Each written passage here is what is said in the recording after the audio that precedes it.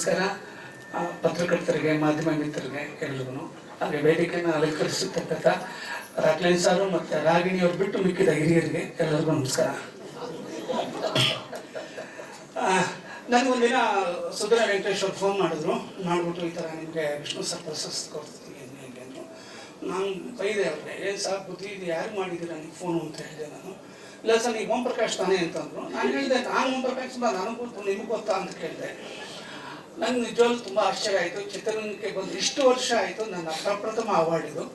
ನನಗೆ ತುಂಬ ಖುಷಿ ಆಗ್ತಿದೆ. ನಾನು ನಿಮ್ಮ ಮುಂದೆ ಎಲ್ಲ ನಿಂತ್ಕೊಂಡು ಈ ಥರ ಪ್ರಶಸ್ತಿಗಳಿಗೆ ನಾನು ರಾಯರ ಭಕ್ತ ಮತ್ತು ವಿಷ್ಣು ಸರ್ ತುಂಬ ಭಕ್ತ. ನಾನು ಇಂಡಸ್ಟ್ರಿಗೆ ಬಂದಿದ್ದೆ ವಿಷ್ಣು ಸರ್ ಫ್ಯಾನ್ ಆಗಿ.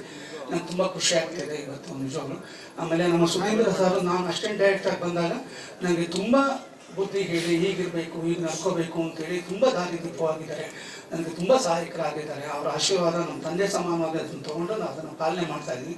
ಎಲ್ರಿಗೂ ಒಳ್ಳೆಯದಾಗಬೇಕು ಅಂತ ಕೇಳ್ಕೊತೀನಿ. Thank you.